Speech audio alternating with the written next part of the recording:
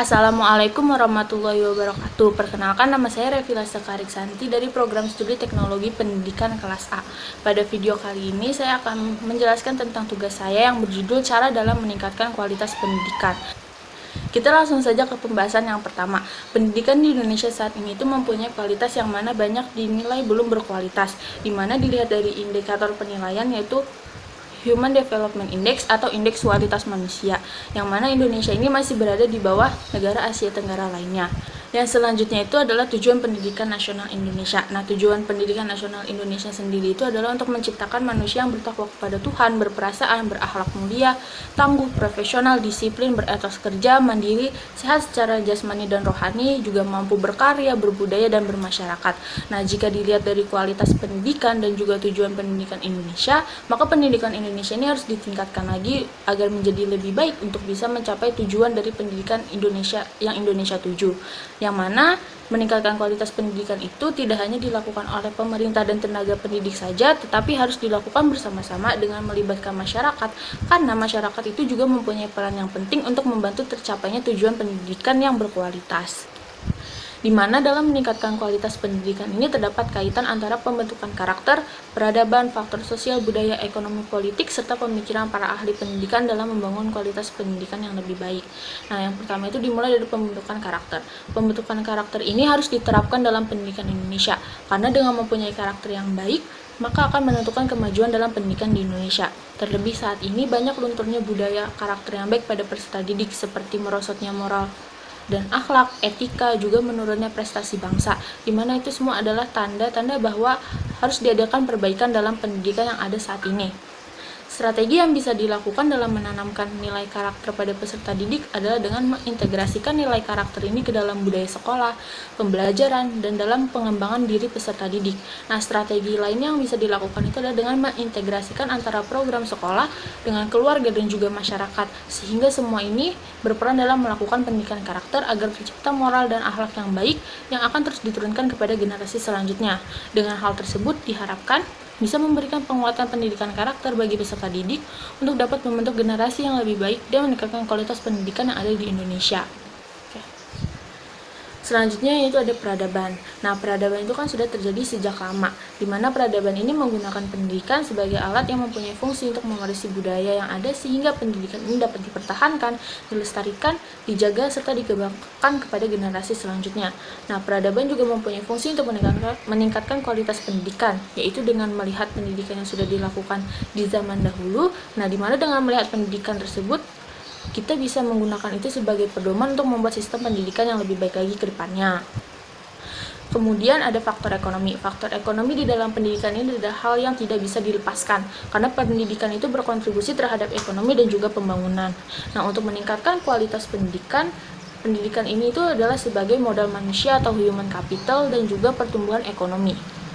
Nah, terdapat peran ekonomi terhadap pendidikan, yaitu pendidikan sebagai investasi dan juga investasi dalam pendidikan, di mana dalam peran investasi dalam pendidikan itu adalah tentang penanaman modal manusia agar terselenggaranya pendidikan, di mana dengan mengalokasikan biaya yang nanti keuntungannya itu adalah hasil dari kegiatan pendidikan tersebut, yaitu sumber daya manusia. Dan pendidikan sebagai investasi itu di mana dia meyakinkan bahwa manusia yang terdidik itu sangat penting karena dapat menunjang pertumbuhan ekonomi dan seluruh sektor pembangunan lainnya. Sehingga bisa dikatakan bahwa jika ingin meningkatkan kualitas pendidikan, faktor ekonomi juga harus mendukung pendidikan, karena bentuk dari investasi yaitu modal manusia adalah suatu komponen yang penting dalam pembangunan agar nantinya dapat melahirkan tenaga kependidikan dan sumber daya manusia yang kompeten, ahli, profesional yang bisa membantu dalam meningkatkan kualitas pendidikan. Selanjutnya dilihat dari faktor sosial budaya, di mana kaitannya itu untuk memajukan pendidikan adalah bagaimana peran dan fungsi masyarakat dalam ikut serta membangun kualitas pendidikan. Seperti yang kita ketahui bahwa masyarakat ini mempunyai peran dalam pendidikan seperti yang tercantum dalam Undang-Undang Nomor 20 Tahun 2003 Pasal 8 dan 9 yang menjelaskan bahwa masyarakat ini berhak berperan dalam merencanakan, melaksanakan, mengawasi, serta mengevaluasi program kerja pendidikan, serta mempunyai kewajiban dalam memberi dukungan sumber daya untuk penyelenggaraan pendidikan. Cara yang dapat dilakukan untuk menyalurkan partisipasi masyarakat itu dimulai dengan menyesuaikan setiap kondisi dan setiap wilayah tempat masyarakat dan lembaga pendidikan agar partisipasi masyarakat ini dapat ditampung dan disalurkan dengan baik. Dan yang utama itu adalah adanya kemauan dari masyarakat itu sendiri, bahkan juga keluarga, dan kemampuan untuk berpartisipasi dalam mengembangkan pendidikan. Nah, dalam faktor sosial budaya itu, pemerintah juga berhak untuk mengawasi, mengarahkan, membantu, serta membimbing terselenggaranya pendidikan agar tidak terjadi ketimpangan sosial dan diskriminasi dalam penyelenggaraan pendidikan. Setelah faktor sosial budaya, terdapat faktor lain, yaitu faktor politik yang dapat membantu meningkatkan kualitas pendidikan. Nah, faktor politik ini dia berorientasi pada keadilan, kesetaraan, perlindungan hak-hak individu, dan pendistribusian pendidikan. Nah, seperti yang tertuang pada pasal 28C ayat 1, di mana berbunyi yaitu setiap orang berhak untuk mendapatkan pendidikan. Dan juga pasal 28E ayat 1 dan ayat 3, di mana setiap orang ini berhak atas dirinya dan perlindungan dari perlakuan yang bersifat diskriminatif. Nah, agar keadilan sosial ini dapat tercapai dalam pelaksanaan pendidikan, maka seluruh masyarakat di Indonesia ini harus mempunyai akses yang sama untuk mendapatkan pengetahuan dan juga pendidikan. Agar keadilan sosial ini dapat tercapai dalam pelaksanaan pendidikan, maka seluruh masyarakat di Indonesia harus mempunyai akses yang sama untuk mendapatkan pengetahuan dan pendidikan. Tapi seperti yang kita lihat, bagaimana tingkat buta huruf di beberapa wilayah di Indonesia ini masih tinggi, padahal dengan bisa mengetahui huruf dan membaca itu adalah kunci dari sebuah pengetahuan, kunci dari sebuah pendidikan.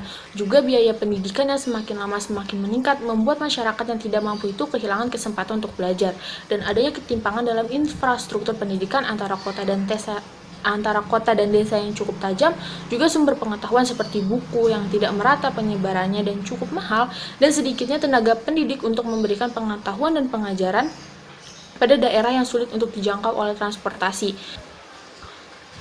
Nah, untuk meningkatkan kualitas pendidikan ini, alangkah baiknya dimulai dari menghilangkan ketidakadilan sosial yang terjadi dalam pendidikan yang ada di Indonesia. Salah satunya dengan menyediakan infrastruktur fisik untuk menyalurkan pengetahuan dan pelaksanaan pendidikan di seluruh wilayah Indonesia, seperti perbaikan sekolah yang ada dan juga pembangunan perpustakaan di desa-desa. Juga mengadakan pendidikan yang murah namun berkualitas, sehingga semua masyarakat itu bisa mempunyai akses yang sama untuk bisa belajar dan mendapatkan pendidikan yang lebih baik. Dan yang terakhir adalah pemikiran dari para tokoh-tokoh pendidikan, di mana di sini saya mengambil Ki Hajar Dewantara. Seperti yang kita ketahui, Ki Hajar Dewantara adalah salah satu tokoh pendidikan Indonesia yang merupakan pelopor dari sistem pendidikan di Indonesia, dan juga banyak dari pemikirannya ini dijadikan pedoman dalam pendidikan saat ini.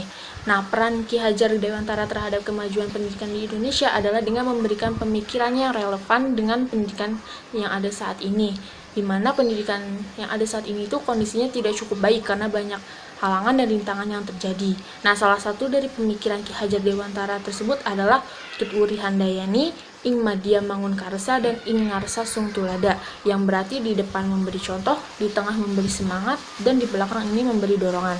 Nah, di mana semboyan tersebut itu juga dijadikan logo oleh Kementerian Pendidikan dan Kebudayaan Indonesia. Arti dari slogan tersebut itu sendiri jika diinterpretasikan mengandung makna, yaitu seorang guru harus bisa memberikan dorongan serta contoh dan menciptakan kreativitas para peserta didik.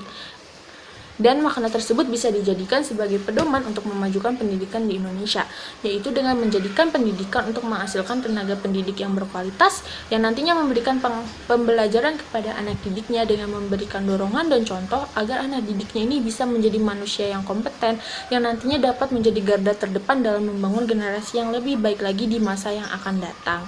Sekian pemaparan tugas saya kali ini, kurang lebihnya mohon maaf. Terima kasih. Wassalamualaikum warahmatullahi wabarakatuh.